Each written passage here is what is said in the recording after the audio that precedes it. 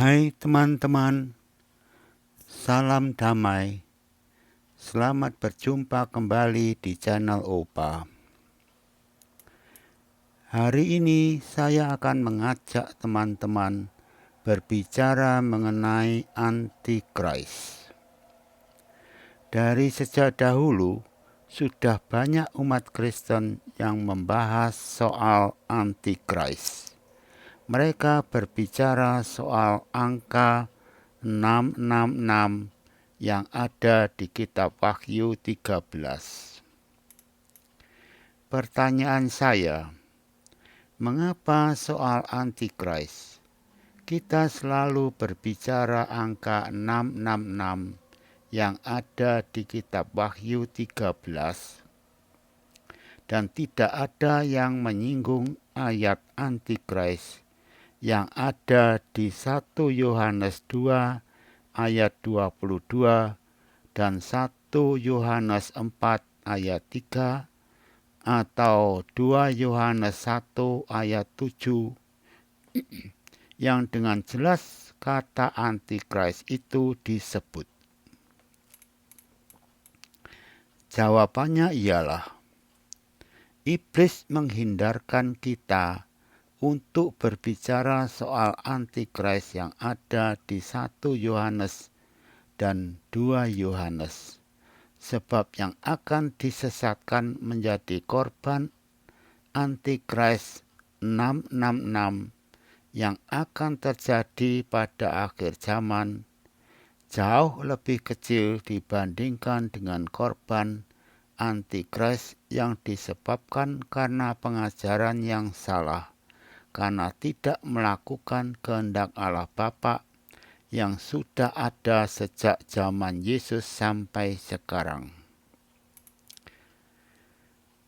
Para gembala yang dinamakan Antikris secara tidak sadar akan mengajarkan kepada orang lain yang sudah percaya kepada Yesus secara berantai menyesatkan banyak umat dengan ajaran yang keliru, sehingga mereka akan mengalami penolakan oleh Yesus dan menjadi tuaian si iblis.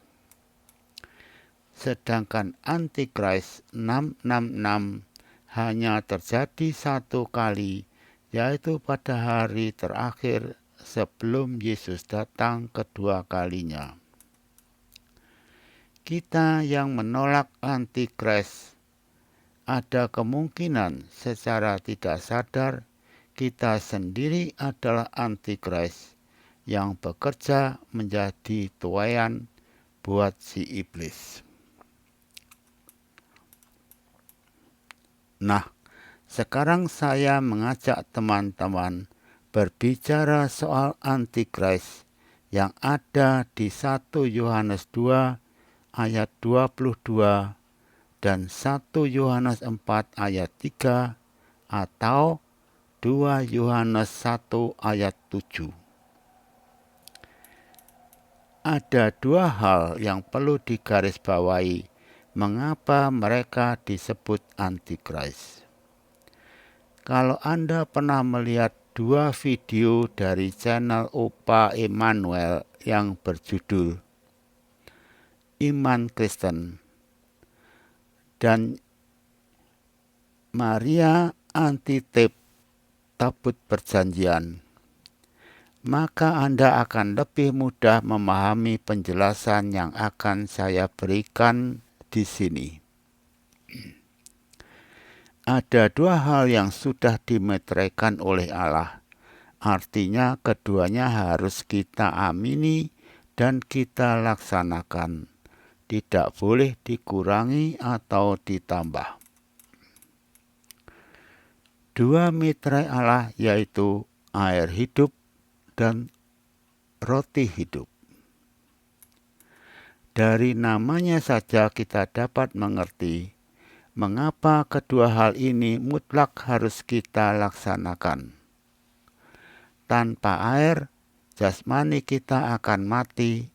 Umat Israel di padang gurun disediakan air oleh Musa dengan dipukulkan tongkatnya pada bukit batu. Tanpa roti atau makanan, kita akan mati.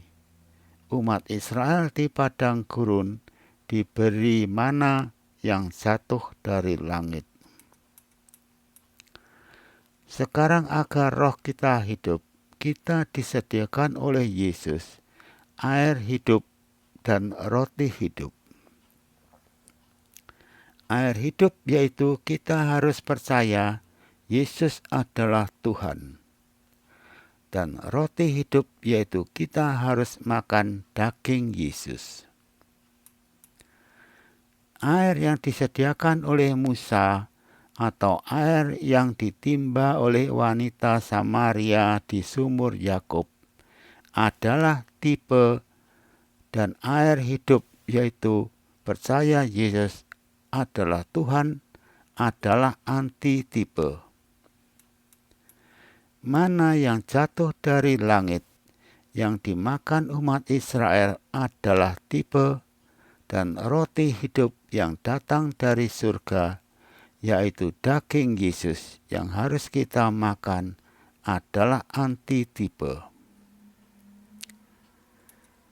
Barang siapa mengajarkan kepada orang lain menolak air hidup, berarti dia akan menggagalkan salib Yesus. Maka dia dinamakan antikris. Kita baca ayatnya.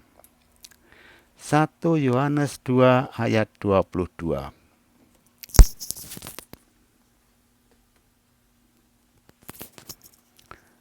Siapakah pendusta itu? Bukankah dia yang menyangkal bahwa Yesus adalah Kristus? Dia itu adalah antikristus, yaitu dia yang menyangkal baik Bapa maupun Anak. Di sini dikatakan siapakah pendusta itu?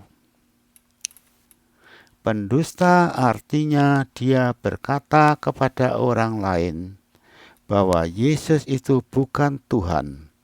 Dia telah mengajarkan ajaran yang salah, maka dia disebut antikris. Yesus adalah Tuhan, adalah janji Allah yang ada di tabut perjanjian yang diwujudkan berupa loh batu, dan ketika Yesus baru lahir dinyatakan berupa persembahan emas. Demikian juga barang siapa mengajarkan kepada orang lain menolak makan roti hidup, dia telah menyesatkan orang lain, berarti dia akan menggagalkan salib Yesus. Maka dia dinamakan antikris. Mari kita baca ayatnya.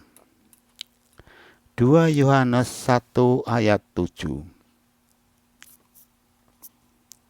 Sebab banyak penyesat telah muncul dan pergi ke seluruh dunia yang tidak mengaku bahwa Yesus Kristus telah datang sebagai daging. Itu adalah penyesat dan antikris. Di sini dikatakan penyesat. Artinya dia mengajak atau mengajar orang lain untuk menolak Yesus yang telah datang sebagai daging. Datang sebagai daging artinya Yesus adalah roti hidup yang turun dari surga yang harus kita makan. Mari kita baca ayatnya.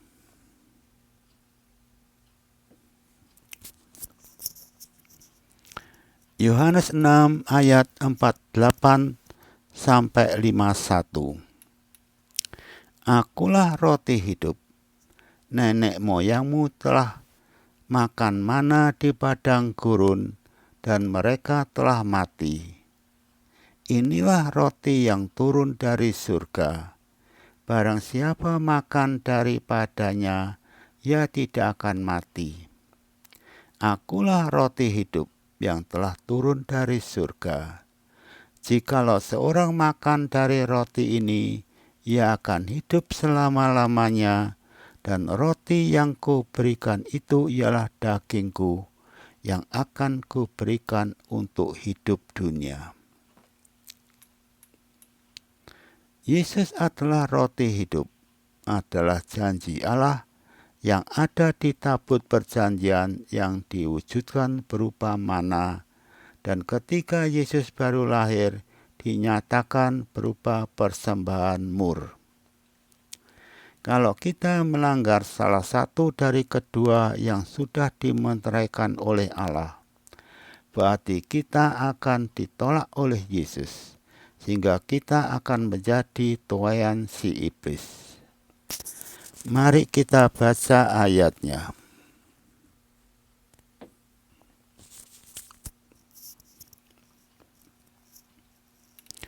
Matius 7 ayat 21. Bukan setiap orang yang berseru kepadaku, Tuhan, Tuhan, akan masuk ke dalam kerajaan surga, melainkan dia yang melakukan kehendak Bapakku yang di surga. Pada hari terakhir, banyak orang akan berseru kepadaku, Tuhan, Tuhan, bukankah kami bernubuat demi namamu, dan mengusir setan demi namamu, dan mengadakan banyak mujizat demi namamu juga? Pada waktu itulah, aku akan berterus terang kepada mereka dan berkata, Aku tidak pernah mengenal kamu. Enyahlah daripadaku, kamu sekalian pembuat kejahatan. Mereka sudah melayani umatnya demi nama Yesus. Berarti mereka sudah percaya kepada Yesus. Mengapa mereka ditolak oleh Yesus? Dan Yesus berkata, Aku tidak pernah mengenal kamu. Yesus tidak pernah mengenal mereka, sebab roh mereka tidak pernah dipersatukan dengan roh Yesus, dengan makan daging dan minum darahnya. Mari kita baca ayatnya.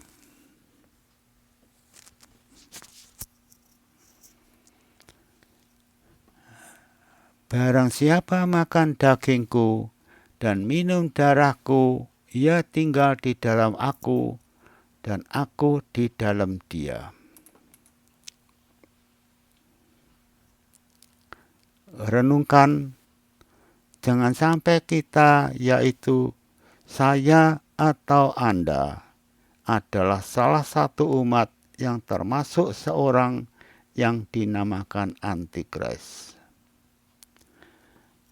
Shalom.